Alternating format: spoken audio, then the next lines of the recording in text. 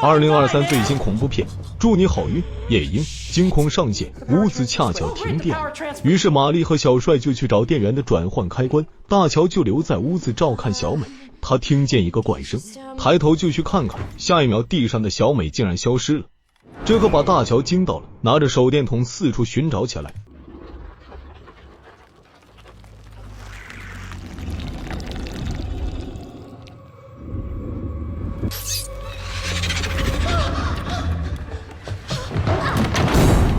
大乔看着被打开的房门十分的奇怪，于是走了过去，开门一看，竟然被大雪封门了，但是在下面却挖了一个小地道，也不知道通向哪里，正好门上有一根荧光棒。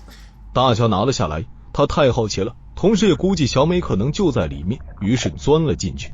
这个地道挺深的，里面似乎还传出了小美的声音，大乔就不停地往里钻。不久，大乔看见了一根豪猪的大字，大乔有些害怕了，不停地念着圣经。终于在尽头看见了一只似人非人的怪物，外表其实更像是豪猪。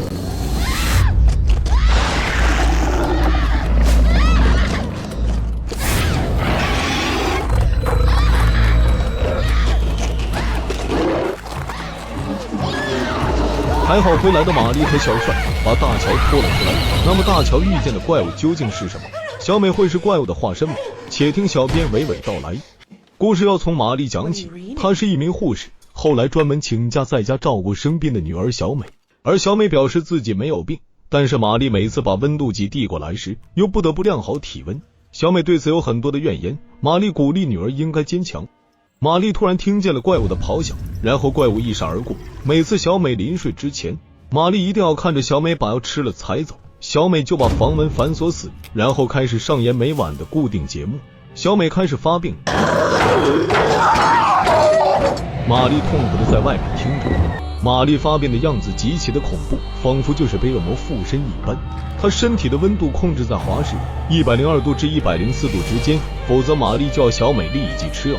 这些药都是玛丽通过自学然后自行制造的。小美恢复理智的时候，喜欢画一些恶魔或者英雄的漫画。在一个暴风雪的下午，天黑的早，玛丽发现家里有外人闯入，于是用自制的狼牙棒对着外人开始自卫。被打倒在地的是小帅，另一个是他的姐姐大乔。其实他们不是贼，而是过路客，外面的风雪太大，是来求助的。后来发现房门没有锁死，就直接进来了。大家把事情说清了，玛丽也就不再使用暴力，转而开始包扎小帅的伤口。这个自制的狼牙棒打的小帅可不轻，玛丽只好拿出电钻，才把掐进去的螺钉拿了出来。玛丽顺便告诉两人，她有个女儿正在楼上发烧，而且精神有点问题。这时玛丽又听见了怪物的咆哮，玛丽起身去看看女儿怎么样了。上去之前还拿了一管针水放在手上，以备不时之需。到了小美的房间，小美又开始发狂。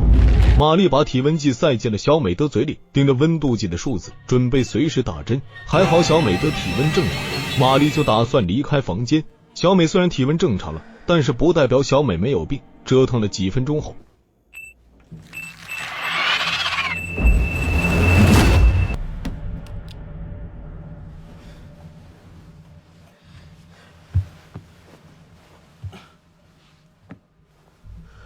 玛丽遍体鳞伤的走了下来，然后把大乔和小帅留宿在家里。不久小美恢复了正常，爬起来用画笔沾着自己的泪水开始画画。玛丽上楼告诉了女儿，来了2个路人借住在家里，外面的暴风雪实在太大，小美就想出去跟他们打个招呼，但是玛丽不允许小美出去见人，怕出现什么意外，要不等等再说。过了一会，小帅去上厕所，果然发现2楼小美的房间门是开的，而且亮着灯。好奇心驱使，竟然潜入房间，四处张望。这时听见洗手间冲马桶的声音，小帅就躲进了衣柜里，自言自语说着话，意思是怕小美把他当成连环杀手之类的人。小美很快知道有个人躲进了衣柜里，也没有惊慌，两人还聊了起来。小美就讲述了她小时候的一件事，玛丽带着小美去动物园玩，但是不知道为何玛丽和旁人吵了起来，小美吓坏了，就跑到了一间房子躲起来。可是一只类似豪猪的怪物袭击了她，为此小美在医院治疗7年才回到家中，现在算是基本康复了。这时大乔在喊小帅，于是小帅就回到了1楼。到了吃晚餐的时间，玛丽就把姐弟俩叫来吃晚餐，小美不请自来。玛丽稍稍有点尴尬，这样大家就在一起边吃边聊，饭桌上就听见姐弟俩在不停说话。小美基本不吭声，突然小美犯病倒在地上，屋子恰巧停电，于是玛丽和小帅就去找电源的转换开关，大乔就留在屋子照看小美。他听见一个怪声，抬头就去看看，下一秒躺在地上的小美竟然消失了，这可把大乔惊到了，拿着手电筒四处寻找起来，于是就发生了片头那一幕。还好回来的玛丽和小帅把大乔拖了出来，大乔把他遇见的怪事讲了出来，玛丽也没有太惊讶，就把房门再次的打开，随即小美爬到了洞口，玛丽把女儿拖了出来，大乔随即跟小帅讲了这间屋子发生的种种怪事。大乔怀疑自己被玛丽下了药产生幻觉，但是小帅表示他们两人都吃一样的东西，他可没出现什么幻觉，他认为有可能是小美被什么怪物附身了吧。另一边，玛丽服侍小美上床睡觉，小美看上去非常的疲劳，玛丽让小美一定要学会自己保护好自己。睡到半夜，大乔怎么都睡不着，于是就悄悄起来去找小美聊天，他就想知道小美是不是被怪物附身了。小美最后承认了，然后就展示给大乔看，他特意把取暖器拿过来。很快小美的体温超出了那个正常的温度范围值，华氏104度，小美开始变异了。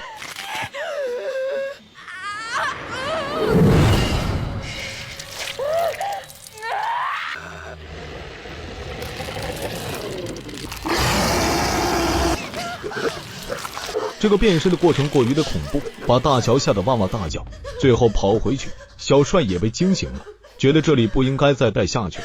大乔慢慢冷静下来，他的背部刺有耶稣遇难的纹身加持，觉得自己能肩负起消灭恶魔的这个重任，小帅对此表示不可理解。另一边，玛丽来到储物间找东西，小帅从正面拦住玛丽，说着一些不着边际的话，而大乔从后面用平底锅把玛丽打晕，然后把玛丽绑在椅子上。为什么他们要对玛丽下手呢？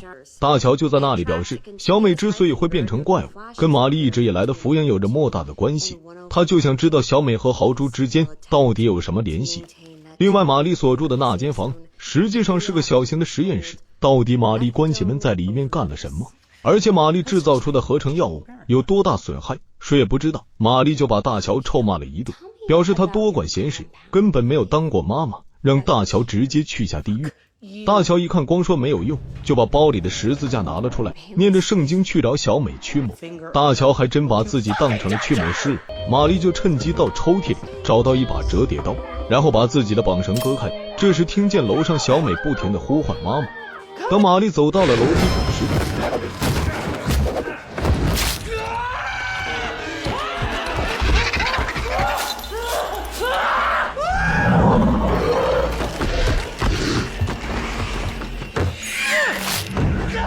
小帅再次受到了重击，这次是在肩膀处被刺穿。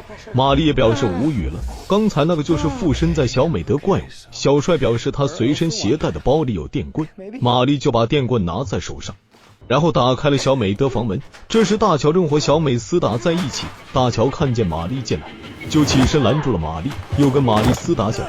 哇塞，大乔真把自己当成绿灯侠，而玛丽则认为大乔在伤害自己的女儿，使出全身的力气把大乔压在地上。这时大乔捡起电棍把玛丽电晕。小帅听见楼上平静下来，他就起身喊了大乔，还是没有回应，就躺在沙发上歇一会。这时从圣诞树里钻出了一个怪物，看样子这里的怪物不止一只，吓得小帅赶紧逃到2楼房间里去了。与此同时，大乔从地上爬了起来，觉得这里不应该待下去了，也不管小帅的死活了，把窗户打开就要走。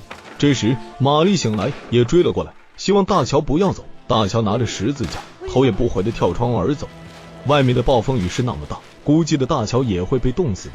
小帅听见外面平静，就跑到了1楼的车库，怪物跟着追了下来，小帅躲进了车子里。怪物追上来，但是扑了个空，小帅转身跑回了客厅。他实在跑不动了，就躺在玛丽的身边，他瞬间感觉玛丽就是他的屏障。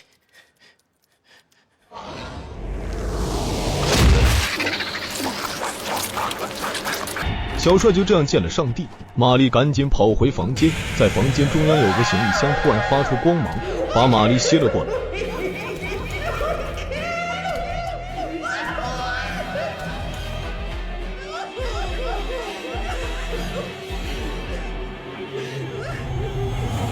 里面存放的很多照片燃烧起来，玛丽痛哭不已，那些都是她美好的回忆。玛丽把箱子扔出了窗户，拿起狼牙棒，她发怒了。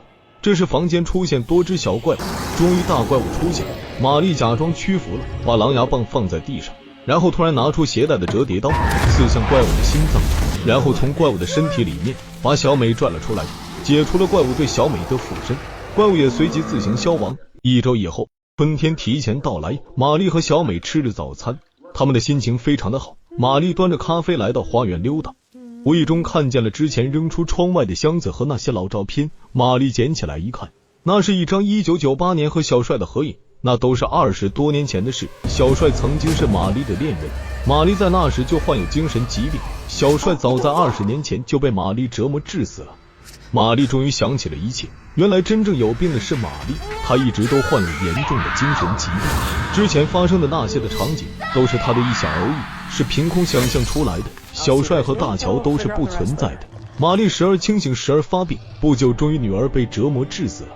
影片到此结束了，我认为本片拍摄的比较的另类，满分5星，我给打分3星半。不看到结尾还真不知道本片是在拍啥。其实本片是个悲剧，故事的设定极其的诡异，一开始觉得是灵异片，看到中段觉得是怪兽片，到了结尾的反转才明白这是一起精神病家庭的悲剧。如果从意识流的角度来说，导演实际上把精神病人整个发病的过程具象化，一旦出现了怪物场景，就说明玛丽要发病了。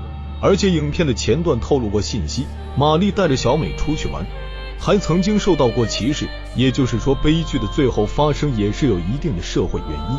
总之这部片子喜欢的就会很喜欢，它在 IMDB 上评分是7.7分，算是蛮高的了。谢谢大家的捧场。